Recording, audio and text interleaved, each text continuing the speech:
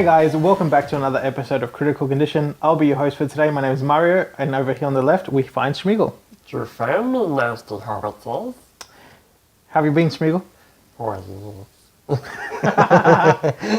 So welcome back, guys. On this week's episode we have The Circle for our movie preview, and for the gaming, again, slow month. But I thought it would be quite entertaining to do the rise and quite possibly the fall of the Metal Gear Solid franchise. Yep. So with that in mind, Mitchell, tell us a little bit about The Circle. So this week, guys, we've got The Circle, which it follows the story of May Holland, who's played by Emma Watson, who joins a powerful internet company known as The Circle. So she quickly rises through the ranks of The Circle, and she soon finds that it's not everything that she was expecting it to be. It's not everything is as it seems. Yeah, pretty much. So it's a company that their newest technology is giving them the ability to spy and control people's lives, pretty much. Okay. So it's kind of a thriller. It's pretty interesting looking. From the trailers, you're kind of like, oh, what's going on here? But if you delve into it a little deeper and do a little bit of research, it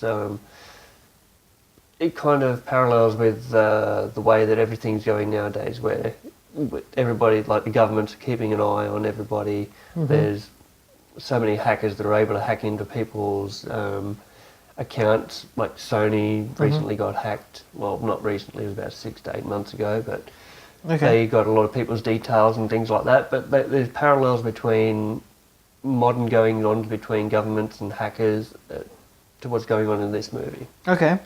So yeah, it's pretty interesting. It's So tell us a little bit about the trailer. Yeah, so in the trailer it's Emma Watson. Her father has, what I believe, there's a piece in the trailer where they say that her father's got MS. Yep. Her father is played by Bill Paxton, who's Vinnie Holland, which is May's dad. And so she kind of agrees to go into this whole thing to help her father out, pretty much. Okay. It's based on a novel, isn't it? Yeah, best-selling novel. Best-selling novel. And it's also got Tom Hanks, who plays Eamon Bailey, who's the co-founder. And the other co-founder is John Boyega, who plays Ty. Okay. Who is the guy that played Finn in The Last Jedi. Yep. But The Force Awakens, you mean? We haven't seen The Last Jedi yet. Yeah, but he's in The Last Jedi. Yeah. The Force Awakens. Yeah. Now we've been through that before. I think we have, just a few times. Yeah. But yeah, no, it's very interesting looking. It's like, it's a thriller because you're kind of guessing what's going to happen next, whether she's going to jump on board with the whole spying on everybody or whether she's just going to be outspoken. But there's a part in the trailer where John Boyega, Ty, in that he says, I didn't develop this technology to be used like this. Yeah. So I'm kind of wondering whether she jumps on board to help him out to kind of be a whistleblower on that whole thing. Maybe I'll tell you what I gathered from the trailer. Yeah. Because as you guys probably obviously know, I don't follow movies as closely as Mitchell does. But what I got from the two trailers that you made me watch I made you watch. Forcefully. I tied you to the chair and made you watch it, like sticky tape on your eyelids so you couldn't close your eyes and shit. That's right, Tom and Jerry style. Yeah. No, so you made me watch these trailers, and essentially what I got out of them was that she's obviously very skilled at what she does. Yeah. Not entirely sure what she does, but she's very skilled at it. And the Circle takes an interest in her. She obviously has an interview, gets the job, and then it looks like a community. Yeah, that's a very kind of cult-like, like a cult community. With Tom Hanks's character as the leader, pretty much. Yeah, exactly. Yeah. And the when they approach her in the second trailer and say to her, we noticed that you've missed a couple of events. Yeah. And she tells, the situation with, well, she doesn't tell them what the situation with the father is. Yeah, but they say, Is it because MS. is it because of your father's MS? And she's like, tilted the head and cut to another scene. Yeah. So that's a bit creepy. You don't really tell these people. Yeah, because they're keeping tabs on you anyway. They can see everything that you're doing. Yeah. And so what I think happens, right? From what I think of these trailers is that obviously the Tom Hanks offers her the golden apple. We can help your father. We can get him better. Yeah. Because that's the promise of the whole company. Yeah. The promise that the humans at peak performance or the humans at their best, they can achieve anything. Yeah. So I think they allure her with this type of promise that, hey, we can help your father. Meanwhile, the boyfriend gets a bit jealous, obviously, because she's getting all the attention. Yep. And he doesn't get as much time as he did before she went into this company. Yeah, so what I think happens there, I don't know whether you're having the same thought process, but I think that they realise that he's going to take her away from the company, so that's why they use the drone to drive him off the bridge. So yeah, from that scene. To get him out of the way, and also to show her, you're here now, you can't leave. That's right. This is what happens when somebody tries to leave us. Yeah. Or somebody tries to, whistle blow us or anything like that. Yeah. So it seemed pretty interesting. Very, not psychedelic is not the word I was looking for. Thrillerish. Thrillerish, Psychological thriller. Psychological thriller. It's trying to mess with your psyche. Type of movie. Yeah. Which I found it. Emma Watson, of Beauty and the Beast and obviously the Harry Potter series. Yeah. And anything that Tom Hanks touches is pretty much a gold mine because... That's right, because the Da Vinci Code to me wasn't a very good movie, but did it not rake in the money in the box office? Yeah, exactly. And then they kept going. The Da Vinci Code, Inferno, and Angels and Demons, I think is the other one. I think Angels and Demons was the second one, then Inferno. That's right. Yeah, because of the chronological order of the books. Yeah. But anyway, anything that Tom Hanks touches. I thought you were going to say John Legend. No, because I was thinking of Wilson from Castaway. That was a good movie. That was a good Wilson.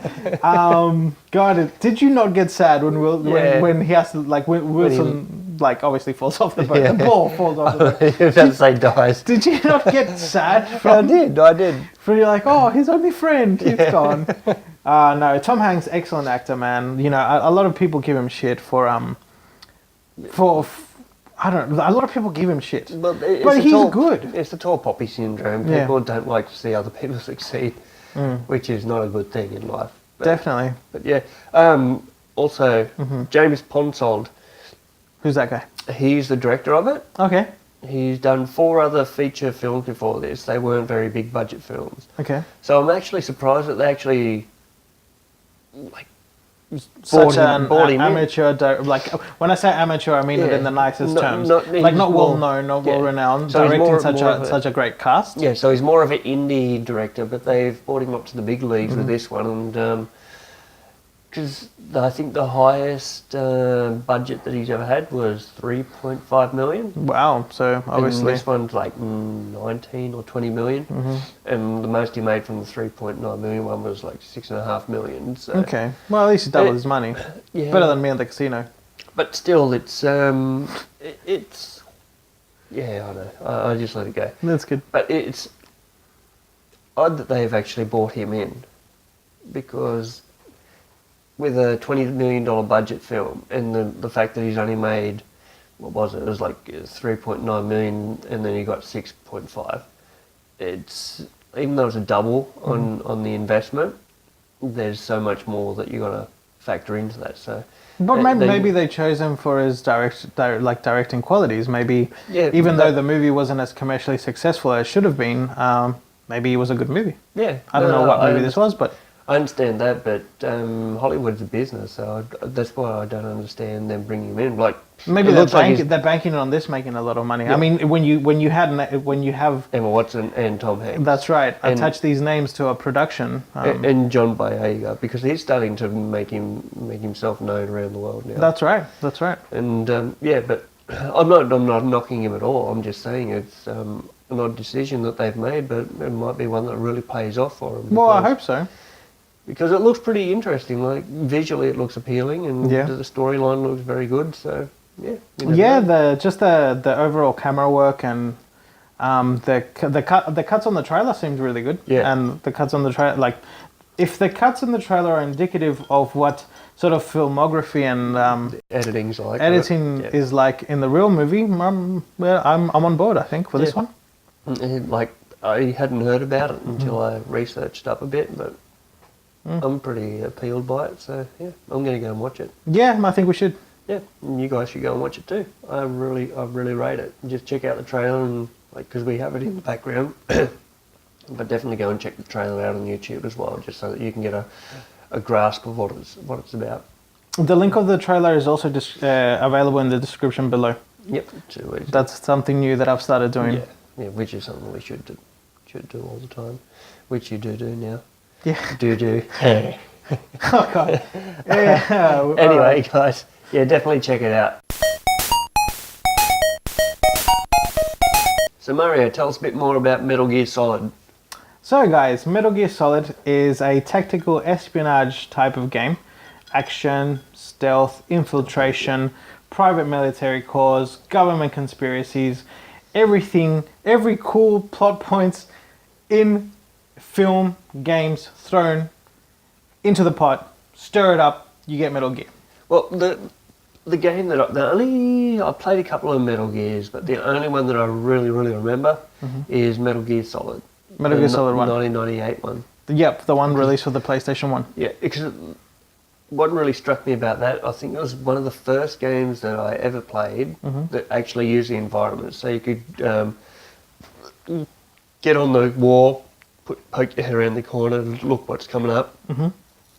You could use sounds and things to distract enemies and things like that. Yep.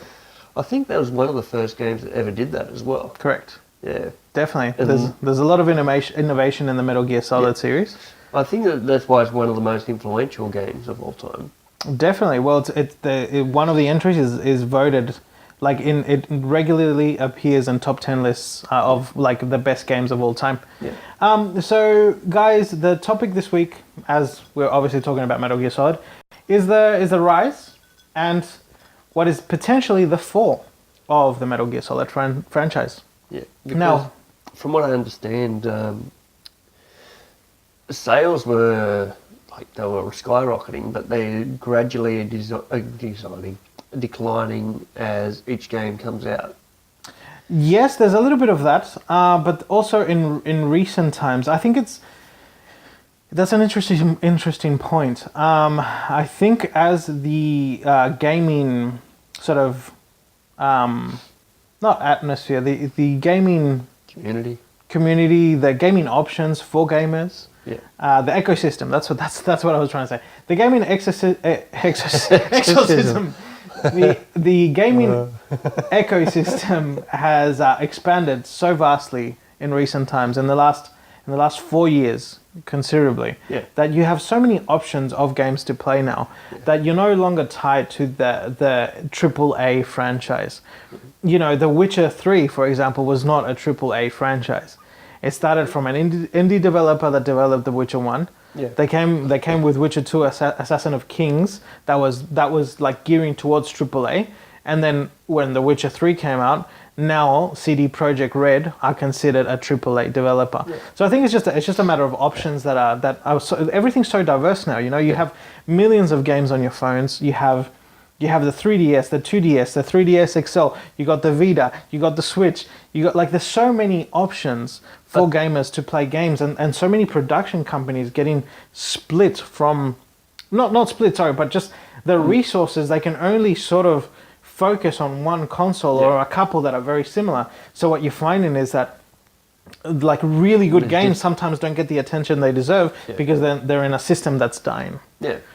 Well, I think it also comes down to the fact that I know I say this week in, week out, but the storylines of like The Witcher, it's very appealing. So you've got maybe half an hour to engage the audience that you're wanting to bring into the gaming world. If you get immersed in it, you're going to play that game. And word of mouth is a better marketing tool than anything else. I hadn't played The Witcher until you said that how good it was. And Yeah. Like, all right, fuck yeah, I'm going to play The Witcher. Yeah, and now? Yeah, I love The Witcher. Yeah, so. it's good. So I think, and because one of the main reasons I love The Witcher is the storyline and the battle mechanics. Yep. Yeah. Which is interesting that you say that. But continuing on with the Metal Gear conversation. Now, Metal Gear, The Rise. The Rise. Now, this incidentally is developed by a very, very famous producer, director, creator, his name is Hideo Kojima. Now, this man has developed the Metal Gear Solid franchise for nearly 30 years. Yeah. So he works for a company named Konami, which is a Japanese company that does one of the all-time favorite games of mine, which is Pairs. Pro Evolution Soccer, or as it's known in Japan, Winning 11. Like Winning 11, Yeah. so the 11 that are winning. So the Metal Gear Solid started in 1987, right, with the first game called Metal Gear. Yeah. And it was released for a system called the MSX2. That was a PC, wasn't it? It was a PC that you could connect to your TV. Yeah. And I think it was manufactured by Panasonic. I think so, From yeah. what I was researching, and essentially, guys, what it looked like was like a very old typewriter that had a CPU system and some like audio video cables that connected to your TV. Like not VRG. audio. It was a RC cable, right? Was it RC or VRG? Oh, geez, I'm not sure. Anyhow, really ancient technology. I mean, kids nowadays wouldn't even know how to turn it on. Yeah. But basically, it looked like a keyboard. It looked like a mess. But that's where the Metal Gear Solid franchise started. Yeah. After that, in 1990, saw the release of Snake's Revenge on the Nintendo, which is like a side-scrolling game. Yeah. And that same year, Metal Gear 2 Solid Snake released for the MSX2 system. Yeah. So the same system got a sequel, and that one was more of a top-down action espionage game, very much like the Metal Gear Solid that we get in the PlayStation era. Yeah, but that one also kind of failed as well because the MSX was like declining. It was Correct. It was being swallowed up by Nintendo. Yeah. Because prior to Nintendo, I think this is not research, but this is from like memory. I think Nintendo released in 1985. They released with Super Mario. But before that, there was obviously consoles like the Atari, the TurboGrafx. Yeah. Atari. That basically crashed the market because they flooded the market with really, really bad produced games. And there was actually a market crash before Nintendo. Nintendo is actually heralded as the savior of video games. Yeah, because they stabilized it. Yeah, because if it wasn't for the Nintendo system, today we might not even have a hobby about us talking about video games. Like this was just your PC. It was really dire back in those days. But yeah, so Nintendo, obviously, the console to beat back then. And skip forward, there was many releases between 1990 and 1998. But I kind of want to focus on the main entries that the mainstream media followed. So in 1998, for the PlayStation 1, Metal Gear Solid. Yeah. What a game. It's one of the main games that I remember today. Mm-hmm. If they do a remastering or a remaking of Metal Gear Solid, I'll go get it. They actually did for, I think it was the GameCube system, they did what's called the Twin Snakes game. It was actually like a little bit of an updated graphical game. They added better controls to it. To the purists, it wasn't obviously as good as the first one. Yeah. The first one considering the PlayStation 1, that's what everybody sort of considers the first one. Yeah. I personally never played it. I Really? Twin Snakes. Twin Snakes. I never played Twin Snakes because I must have been playing something else at the time and didn't even register that was happening. Yeah. And back then, remakes weren't such a popular thing as they are nowadays. Yeah. But anyway, PlayStation 1 releases one of arguably the best games of all time. This game definitely appears in the top 10s of every single game journalist, Yeah. There is nothing this game did not do right. Yeah.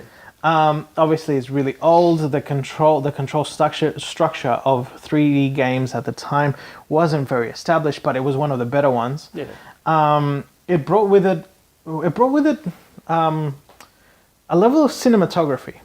Yeah, because the not storylines, the cutscenes. yeah, they were impressive for its time. Yeah, like this. I think I was 1998. I was 12 years old.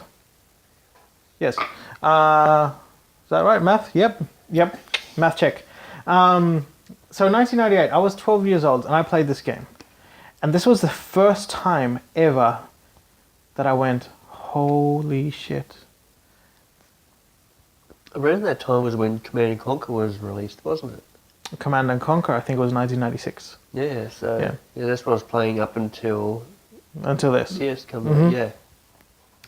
So yeah, there's just the cutscenes, the cinematography, the way that game starts, that you're underwater, and there's these like sort of movie like cuts. Yeah. Onto 3D graphics that had never been done before. Prior to that, 3D graphics was just a dream. Yeah. So to have a game and such a talented man like Hideo Kojima that made these cuts with this pre-animated sequence of him infiltrating a base. He takes his wetsuit off, right? And he has his Metal Gear suit, but his camouflage. His camo gear on. His camo gear on, and then it cuts to gameplay of him running to the back of like this crate, and then the codec goes, and he answers the codec and there's a conversation happening. Like that's one of the greatest, arguably one of the greatest openings of a game ever. Yeah, it has a lot to do with the medium as well, because they went from the cartridge to the CD with Sony. Yeah. So it allowed them for a lot more space in order to like do those cutscenes and added animations and things like that, which was one of the major reasons why Sony started to take off. Yeah, exactly. No, this definitely put Sony on the map back then. But look, Metal Gear Solid 1, guys, highly recommended. It will be in my top 10 series that I'm developing. But it brought us characters like Solid Snake, the Colonel Campbell, Mei Ling, which saved your file. Guys, this game, you didn't know how to save it, okay? The only way you would discover how to save it is that if you turned over the video game cover, and there was a codec frequency. So think of it as a radio frequency that you had to call in-game to call Mei Ling to save your game. Yeah. Like this thing was bonkers. You're like, what the hell? But that kind of added to the whole mystery of the whole game and things like that. Like you kind of felt like you were within the game, because you had to find out how to do it yourself in order to save the game and stuff like that. So I kind of like that. It was crazy. You met one of the characters that are staple to the franchise, Oda Khan. You also find Sniper Wolf, which there's this specifically epic battle on this like corridor, and he's basically shooting your love interest. And you can't do anything about it. Yeah, there's no way to save her. And depending on how you played that game, you either saved her or you saved Oda Khan. Actually, I think that was my best one yet. Amongst many others, but there's one particular fight that this game is known for. Do you know what that is? The final boss battle, is it? No, not the one with Rex or the Metal Gear, which you fight giant robots with rockets. No, it was the Psycho Mantis fight. The one that he says, I know everything you've done. Oh, yep. And he reads your memory card and tells you like soccer games. And you're like, what the hell's going on? And then he goes, there's nothing that I can't predict. So every time you try and hit him, he dodges you. The trick to this fight was that you had to unplug your PlayStation 1 controller from port 1 and put it into port 2. And then he couldn't guess your inputs. Like, how crazy is this game for? It was so advanced for its time. I think that took me so long to figure out as well. Dude, I died so many times. Because back then you didn't have like You didn't gaming have, guides you or didn't have anything. Google to go look it up. You didn't have gaming guides or anything. You had to figure it out, or you had to have one of your mates figure One of your it out. friends and go, hey, you know, Yeah, this is this how is you where do I'm it. at. Yeah. Yeah. So guys, but yeah, look, Metal Gear Solid was just an epic game that I will definitely let you know more about once I do my top 10. But for now, we're just, you know, glazing over it, even though we've been talking about it for like 5 minutes. Yeah, 10 minutes, I think. But then the return of the great. 2001 saw Metal Gear Solid 2, Sons of Liberty, released on the PlayStation 2.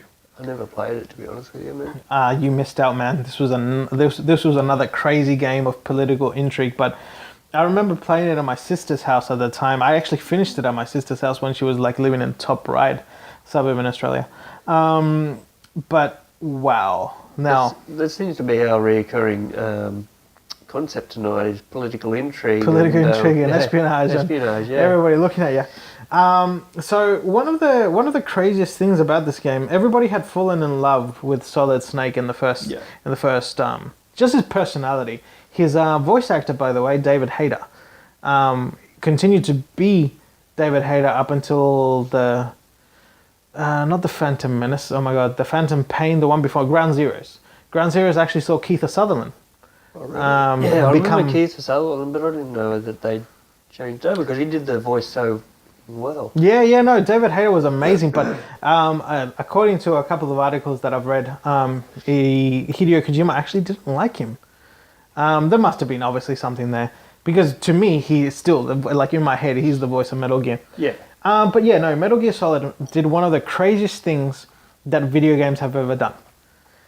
It all the trailers, all the advertising showed Solid Snake, you know, unfurling his cape and like jumping off a bridge, landing on the ship, and it was like all propaganda basically. Yeah. Was, pardon me, Solid Snake. Like, you are going to be Solid Snake for the first time on the PlayStation 2. It's going to be epic. You play one mission as him. So the mission might take anywhere between half an hour to an hour. And then the game does a switch. And you play as Raiden for the entirety of that game. I remember reading about that. There's so much uproar about it because like, people were angry. Yeah. I remember being a kid still then. Yeah, definitely a kid. I was 15. And just, oh Lord. Rage quitting, throwing your controller at the Well, screen. I was like, what the hell's going on? Yeah. Like, I don't want to play as this, like, at the time, this sissy blonde little bitch. But she was It was a dude. It was a dude. It's Raiden. Yeah. He was like an NPC in the first one, wasn't he? No, he wasn't. Not that I'm aware of. He was the unmanliest man you could have ever tried to play with. That sounded wrong. Jesus. That sounded wrong. But anyhow, I'd moving rather swiftly play on. with an unmanly man than a manly man. No, but controlling a character that is very unmanly. But anyway, look, he had his flaws, but he was alright. He was a decent guy at the end. But yeah, you played this entire game as Raiden, and he's a lot quicker than Snake. Solid, yeah. He's very much like a stealthy ninja. And again, this world brings characters like, I think Vamp got introduced for the first time. The guy that couldn't die because he was like a vampire. Yeah. It was weird. It just went balls to the wall, this one. Like, Metal Gear Solid 1 was all about like a terrorist organization trying to create this giant robot that has nuclear potential. Sons of Liberty? Yeah. Sons of Liberty, man, just throws everything out the window. And you, from memory, you discover that Solid Snake is actually a clone. Well, you discover this in the first game. Yeah. That Solid Snake is a clone, and there's Solid Snake, there's Liquid Snake. Liquid Snake you actually potentially kill in the first one. In the second one, there's this guy pretending to be Solid Snake, which is actually the president of the United States, and the end battle is him wearing like Spider-Man and the octopus guy. Yeah, Doctor Octopus. Doctor Octopus. Yeah. He's wearing a suit, something like that has like these claws, that mechanical like it was the most nuts thing I've ever played in my life. Didn't make a lot of sense, but the gameplay was fantastic. So just very, very good with Metal Gear Solid 2. Then in 2004 and 2005, you have Metal Gear Solid 3, which is potentially the best Metal Gear Solid to have ever been released.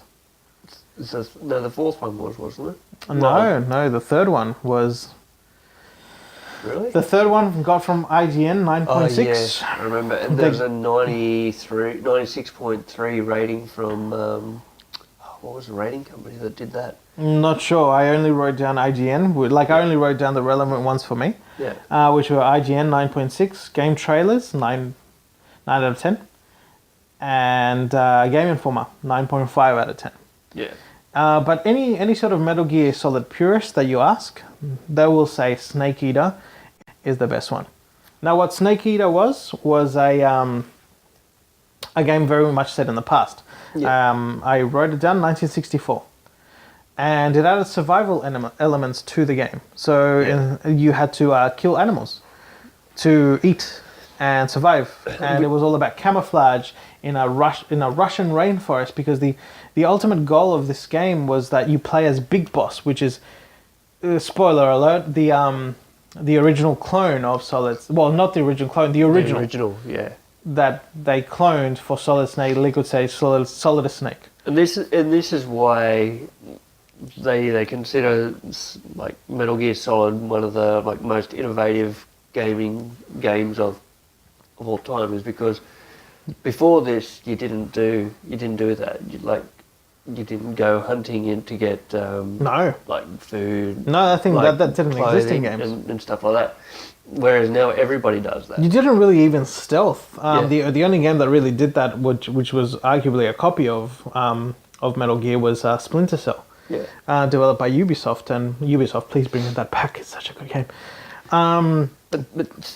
But they SOCOM took a lot of their ideas from Metal Gear Solid as well. Yeah. Yeah, with a lot of gameplay elements to this day still follow very much the original plan of what a Metal Gear Solid game was, and this is again a testament to how brilliant of a mind Hideo Kojima is. How far ahead of his time he was as well. Definitely, even to this day, dude. But yeah, look, Metal Gear Solid 3, one of the craziest plots. Even though we're talking about a president in number 2. Anyway, one of the craziest plots, and I think one of the more grounded plots as well, though, was with number 3. Incidentally, I never played this game. Disclaimer. But I've heard great things. And the story alone was Solid Snake trying to save or rescue a Soviet scientist in Russia. Yeah. And his mentor... Did I said Solid Snake? I apologize. Snake, yeah. Big Boss, or Naked Snake, which he's called in that game. Obviously gets contracted to hunt down his mentor. Yeah. And from what I've researched, from what I've spoken to people that love Metal Gear as much as I do, this character was essential to what Big Boss becomes. Yeah. So, and in the final, she's the final boss of that game, and apparently you kill her in this meadow of flowers that are all white, and as soon as you kill her, and she falls, they all turn red. Yeah. And it's like one of the most cinematic. Thank you. One of those cinematic moments of video game history. Yeah. Like I've seen that in trailers and gone, whoa, that looks so good.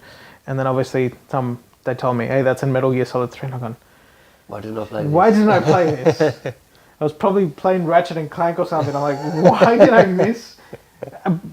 miss it? Anyhow, so as you can obviously tell, guys, Metal Gear Solid means quite a lot to me. But as you can hopefully tell, it's one of those games that surpasses the medium.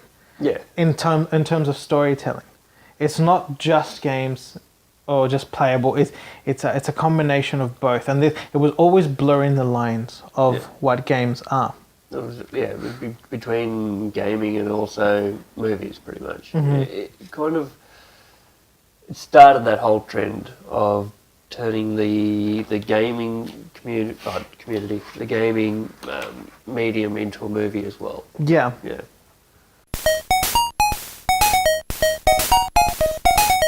Hey guys, welcome back from the break. That concludes part 1 of the rise and fall of Metal Gear Solid. Next week, look forward to part 2, where we discuss the portable version, Metal Gear Solid 4, Metal Gear Solid 5, Ground Zeroes, and the upcoming zombie shooter game that is unfortunately destined to fail. But I'll tell you a little bit more about that on next week's episode. So guys, if you've liked any of our content today, please like, share, and subscribe. And if you've got any comments or anything like that, just put them in the comment section below. And if you have any questions, any sort of gaming topics that you would like us to cover, any sort of game that you might think we've missed, please let us know on askuscc@gmail.com. And yeah, if you guys want to see me looking like Ragnar Lothbrok, please like, share, and subscribe, because this is getting pretty big now. I'm almost ready to braid it. Mm-hmm.